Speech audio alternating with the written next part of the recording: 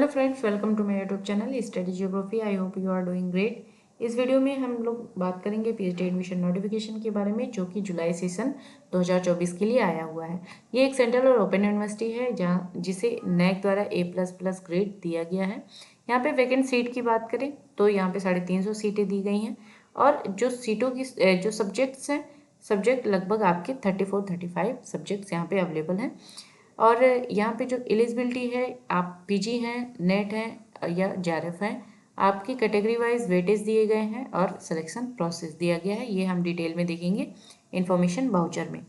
Next, यहाँ पे इस वीडियो में आपको सब्जेक्ट, सीट, लास्ट डेट या फिर एप्लीकेशन फ़ी से रिलेटेड जितनी भी डिटेल्स हैं, ये सारे हम इस वीडियो में कवर करेंगे।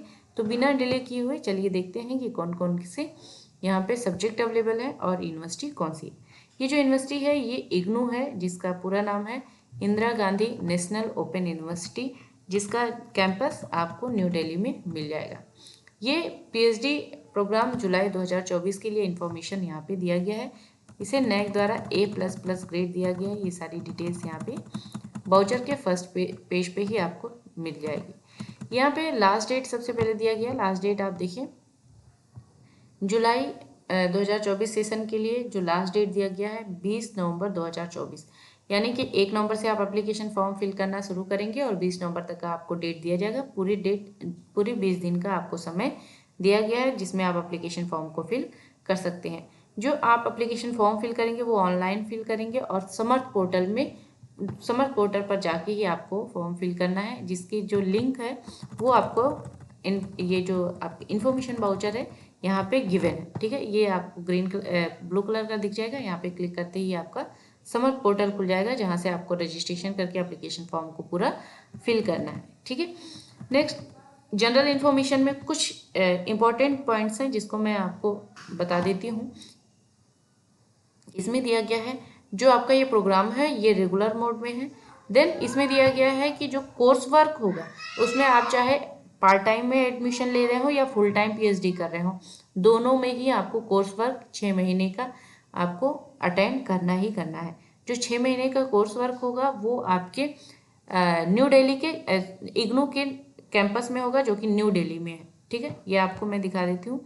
यहाँ conducted at IGNOU campus new Delhi only. ठीक है, और ये आपको अटेंड करना है और इसमें कम से कम 80% अटेंडेंस आपका कंपलसरी है।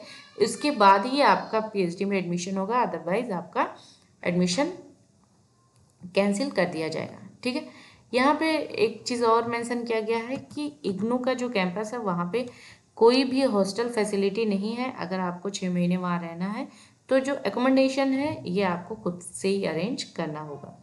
ठीक, यहाँ एक चीज़ और दिया गया है, जो ड्यूरेशन दिया गया है पीएचडी का, ये मिनिमम आपका 3 साल का है और मैक्सिमम 6 साल का है।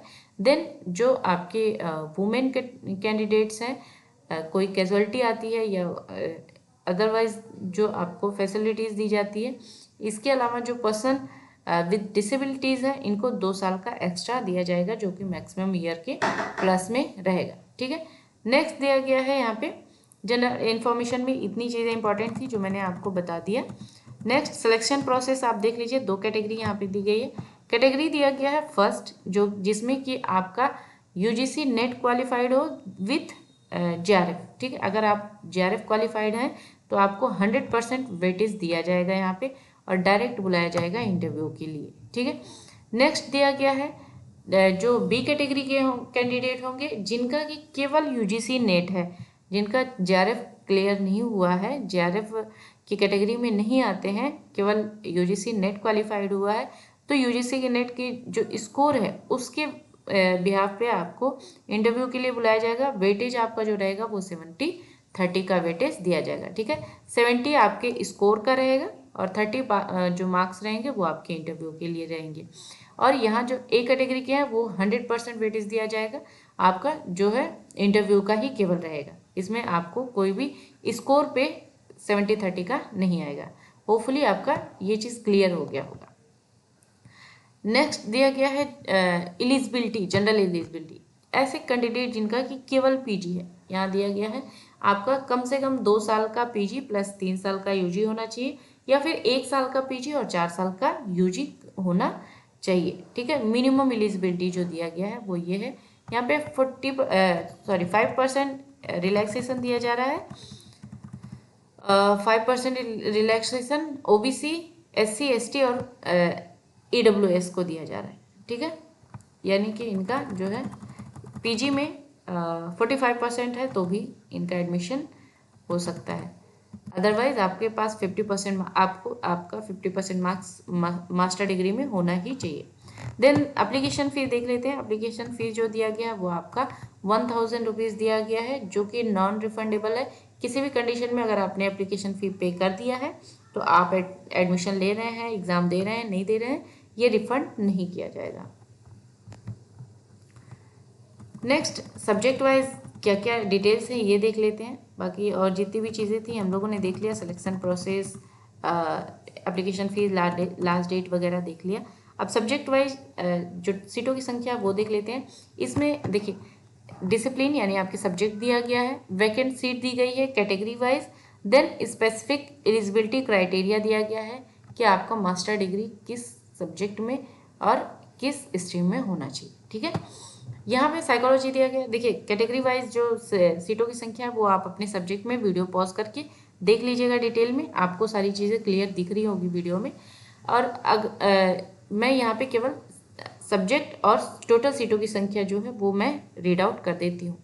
साइकोलॉजी में 21 सीटें हैं, एंथ्रोपोलॉजी में 5 सीटें दी गई हैं, हिस्ट्री में 10 सीटें हैं, सोशियोलॉजी में 6 है, बायोकेमिस्ट्री में 10 सीटें हैं, केमिस्ट्री में 4 सीटें हैं, जियोग्राफी में 15 सीटें दी गई, जूलॉजी में 9 है, लाइफ साइंस में 20 सीटें हैं, फिजिक्स में 4 है, स्टैटिस्टिक में 8 है, मैथमेटिक्स में 4 सीटें हैं, हिंदी में 5 है, संस्कृत में 5 सीट दी गई है, देन डेवलपमेंट स्टडीज़ में 7 है, कंप्यूटर साइंस में 15 सीटें हैं, इंटरडिसिप्लिनरी एंड ट्रांसडिसिप्लिनरी स्टडीज़ में आपके 16 सीटें दी गई हैं, इन्वायरमेंटल साइंस में 20 सीटें हैं, सोशल वर्क में 12 हैं, न्यूट्रिशनल साइंस में 6 सीटें दी गई हैं, चाइल्ड डेवलपमेंट में 23 यानी 23 सीटें अवेलेबल हैं, रूरल डेवलपमेंट में 3 सीटें हैं, होम साइंस में 10 है, मैनेजमेंट में 10 सीटें दी गई हैं, कॉमर्स में 11 हैं, वोकेशनल एजुकेशन में 10 सीटें हैं, एजुकेशन में 26 है, 26 सीटें यहाँ पे दी गई हैं, सबसे ज़्यादा एजुकेशन में ही सीटों की संख्या है।